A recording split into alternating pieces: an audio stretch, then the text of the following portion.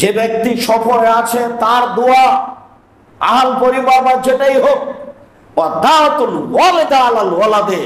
বাপ মায়ের দোয়া ছেলে মেয়ের জন্য, ভুলেও কখনো ছেলে মেয়ের জন্য বদদোয়া করবেন না। ছেলে মেয়ে গালি দিয়েছে কথাই ঠিক, ছেলে মেয়ে মেরেছে কথাই ঠিক, ছেলে মেয়ে মামলা করেছে কথাই ঠিক, ছেলে মেয়ের জন্য কখনো মুখ খুলবেন না। যদি ঘটনা ঘটে সুন্দর করে অজু করে এসে 2 রাকাত সালাত আদায় করে আল্লাহকে বলেন, আমি তো এই ছেলে চাইনি, আমার ছেলে আমাকে ফিরিয়ে দাও, আমি তো ভালো ছেলে চেয়েছি তোমার কাছে, আমারটা আমাকে দাও। যেই ছেলে আমাকে গালি দিবে সেই ছেলে তো আমি তোমার কাছে চাইনি। অবাক কথা, আমি এই ছেলে নিব কেন? তুমি আমাকে ছেলে ফিরিয়ে দাও। আপনি বলেন সেখানে ছেলে আপনাকে গালি দিবে, মারবে কেন? এ আবার কোন কথা? তো আপনি ওখানে গেলেন কেন যে তোকে ত্যায্য পুত্র করলাম? লক্ষবার ত্যায্য পুত্র বললে আপনার বলাতে কিছু আসে যায় না। এখানে বলতে হবে 2 রাকাত সালাত আদায় করে যে আমাকে ছেলে ফেরত দাও, 24 ঘন্টার মধ্যে আমাকে ছেলে ফেরত দাও।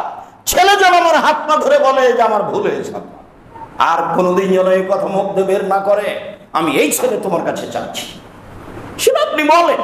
ও তো মানার জন্য প্রস্তুত আছে। সম্মানিত মসজিদের মুসাল্লি, বলছিলাম আবু হুরায়রা রাদিয়াল্লাহু তাআলা আনহু বলেন, রাসূল সাল্লাল্লাহু আলাইহি সাল্লাম বলেছেন, দাওয়াতুল মাজলুমে মুস্তাজাবাতুন ওয়ালাউ কানা ফাজিরান ফাইন্না ফুজুরহু আলা নাফসিহি।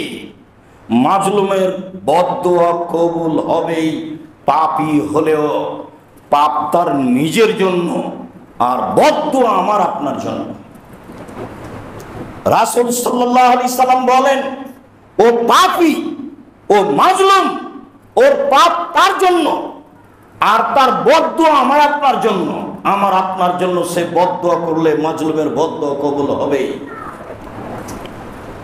খুজাইমা ইবনে সাবিত রাদিয়াল্লাহু তাআলা আনহু বলেন, অন্য এক বর্ণনায় এসেছে আনাস ইবনে মালিক রাদিয়াল্লাহু তাআলা আনহু বলেন, রাসূল সাল্লাল্লাহু আলাইহি সাল্লাম বলেছেন, দাওয়াতুল মাজলুমে মুস্তাজাবাতুন ওয়ালাউ কানা কাফিরান। মাজলুমের বদদোয়া কবুল হবে হিন্দু হলেও, নেন এবার, কাফের হলেও, অমুসলিম হলেও, ইহুদি খ্রিস্টান হলেও, সে যেই হোক না কেন, পৃথিবীতে মানুষ যার না, কেউ যদি মানুষের প্রতি অত্যাচার করে থাকে, সেই মানুষ যদি আল্লাহকে বলে তার কথা কবুল হয়ে যাবে, সে যেই হোক না কেন। তিনি বলছেন ওয়ালাউ কানা কাফিরান, সে যেই হোক। একজন অমুসলিম আপনার জুলুমের অধিকারী নয়, সে মানুষ হিসেবে আপনার কাছে সম্মান পর অধিকার রাখে। অমুসলিম হিসাবে রাস্তা থেকে আপনি তাকে ধাক্কা দিয়ে ফেলে দিবেন, সে অধিকার রাখে না। সম্মানিত মসজিদের মুসাল্লি, কথা খুব জটিল।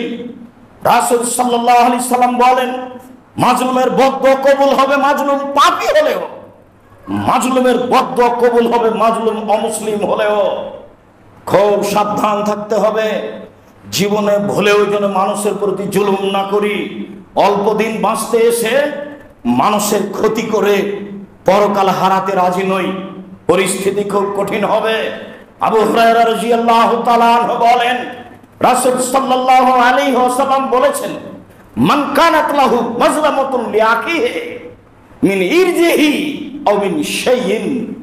কারো যদি কারো প্রতি জুলুম হয়ে যায়, মান সম্মানে হোক বা কোনো কিছুতেই হোক, ধমকে একজন মুরব্বীকে কথা বলে যে মুরব্বী অপমান হয়েছে, এইটা হলো মান সম্মানে অপমান হওয়া। কেউ যদি কাউকে মান সম্মানে অপমান করে থাকে, অর্থ সম্পদে জুলুম করে থাকে, রাসূল সাল্লাল্লাহু আলাইহি ওয়াসাল্লাম বলছেন, ফালিয়াতাহাল্লালহু মিনহু আল ইয়াওমা, আজই সমাধান করতে হবে, এখনই, আজকেই সমাধান করতে হবে, এখনই ক্ষমা চেয়ে সমাধান করতে হবে। মিন কাবলান লা ইয়াকুনা দিরহামুন ওয়ালা দিরহাম, ওই দিন আসার পূর্বে যেদিন তার দিরহাম থাকবে না, দেনার থাকবে না, স্বর্ণ মুদ্রা থাকবে না, রূপা মুদ্রা থাকবে না, কোন মুদ্রা থাকবে না, কোন পয়সা থাকবে না, সেদিন আসার পূর্বে যেন সেটা সমাধা করে নেয়। কেন?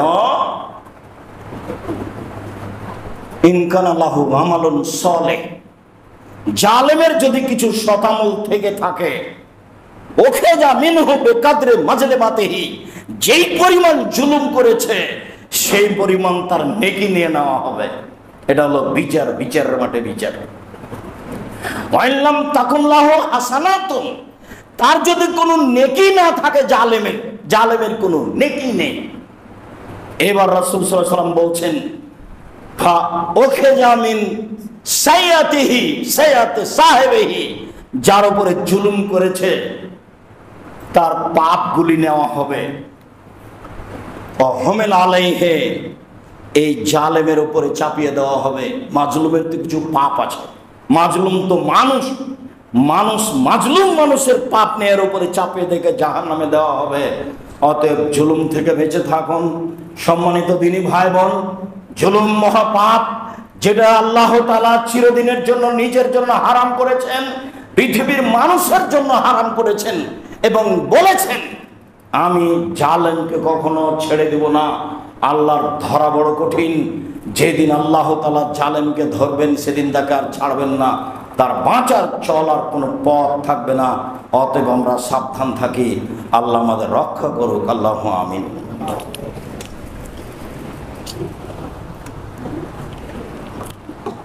আলহামদুলিল্লাহ ওয়াহদা ওয়াসসালাতু ওয়াসসালামু আলা মান লা নাবিয়্যা বাদা। সম্মানিত মসজিদের মুসাল্লি, আমরা বাস্তবে অবগত আছি, অতীতের ইতিহাসে অবগত আছি, পৃথিবীতে বহু মানুষ জুলুম করেছে, সময়ের গতিতে ধ্বংস হয়ে গেছে। জুলুম করে কেউ টিকতে পারেনি। যারা পৃথিবীর শীর্ষস্থানীয় জালেম, তাদের কথা আল্লাহ তাআলা আংশিকভাবে উল্লেখ করেছেন। তার উল্লেখ করেছেন আল্লাহ তাআলা নূহ আলাইহিস সালামের সম্প্রদায়ের কথা। যখন নূহ আলাইহিস সালাম তার সম্প্রদায়ের ব্যাপারে নিরাশা পোষণ করলেন, বললেন আল্লাহ আমার সম্প্রদায়ের একটা পরিবারকেও ছেড়ো না, মিনাল কাফিরিনা দাইয়ারা, আমার সম্প্রদায়ের একটা পরিবারকেও ছাড়ো না, সবাই জালেম, সবকে ধ্বংস করে দাও। একটা পরিবার যদি ছেড়ে রাখো তাহলে সেই পরিবার অবৈধ সন্তানই জন্ম দিবে, সেও জালেম জন্ম দিবে। এই বদ্ধ যখন নূহ আলাইহিস সালাম শেষ পর্যন্ত করলেন, তখন আল্লাহ তাআলা বললেন ঠিক আছে, কথা মেনে নিলাম, নৌকা তৈরি করো। নৌকা রেডি হয়ে গেল। তিনি বললেন ইরকাবু ফিহা বিসমিল্লাহি মাজরিহা ওয়া মুরসাহা ইন্না রাব্বি লাগাফুরুর রাহিম। আমার জনগণ যারা দুই একজন মুসলমান হয়েছ, তারা আমার সাথে নৌকায় উঠো এবং প্রত্যেক প্রাণী জোড়া জোড়া নৌকায় উঠো। এই নৌকার চলা, এই নৌকার থেমে থাকা একমাত্র আমার প্রতিপালক ক্ষমাশীল দয়াশীলের নামেই হবে। এই কথা বলে তিনি মুসলিম জনগণকে নৌকায় উঠার জন্য বললেন। এক পর্যায়ে তিনি ছেলেকে বলছেন বুনাইয়া ইরকাব মানা ওয়ালা তাকুন মাল কাফিরিন, আমার ছেলে তুমি আমাদের সাথে আসো, নৌকায় উঠো, তুমি কাফেরদের অন্তর্ভুক্ত হয়েও না, যারা ডুবে যাবে। তখন ছেলে বলছে সাবি ইলা জাবালিম মিনাল মায়, এই যে পাশে উঁচু পাহাড় দেখছেন, এই পাহাড়ে আমি আশ্রয় নিব, পাহাড় আমাকে রক্ষা করবে। নূহ আলাইহিস সালাম বললেন ভুল বুঝেছো, লা সামাল ইয়াউমা মিন আমরিল্লাহ, আল্লাহর আদেশ থেকে, এই ধ্বংস থেকে পৃথিবীর কোনো প্রাণী রক্ষা পাবে না যারা নৌকায় উঠবে ছাড়া। তুমি তো বহু দূরের কথা, এই পাহাড় তোমাকে রক্ষা করতে পারে না। আল্লাহর যেটুকু ইচ্ছা আছে সেইটুকু ব্যতীত কেউ রক্ষা পাবে না, তুমি তো বহু দূরের কথা। এক সময়ে জালেম ধ্বংস হয়ে গেল। নিরুপায় হয়ে নূহ আলাইহিস সালাম বদদুয়া করলেন। পৃথিবীর ইতিহাসে পড়ে আছে, মানুষ দেখতে পারে জালেম কিভাবে ধ্বংস হয়েছে। চলেন দেখি কিভাবে লূত আলাইহিস সালামের সম্প্রদায় ধ্বংস হয়ে গেল। লূত আলাইহিস সালামের সম্প্রদায় মানেনি কথা লূত আলাইহিস সালামের। যখন ইব্রাহিম আলাইহিস সালাম বিষয়টি জানতে পারলেন যে ফেরেশতারা এসেছে তার জাতিকে ধ্বংসের কথা নিয়ে, ইব্রাহিম আলাইহিস সালাম আল্লাহকে বলতে চাইলেন, তিনি খুব নরম মানুষ ছিলেন। তখন ফেরেশতারা বললেন জি না, আল্লাহর সিদ্ধান্ত পরিবর্তন হবে না। ইব্রাহিম আলাইহিস সালাম আপনার কথা আজকে কবুল হবে না, আল্লাহর যেটা সিদ্ধান্ত সেটাই চূড়ান্ত হবে। এই জালেম লোক ধ্বংস হবেই। আল্লাহ তাআলা বললেন ফাজালনা আলিয়াহা সাফিলাহা ওয়ামতারনা আলাইহা হিজারাতাম মিন সিজিলিম মানদুদ। আল্লাহ তাআলা বলছেন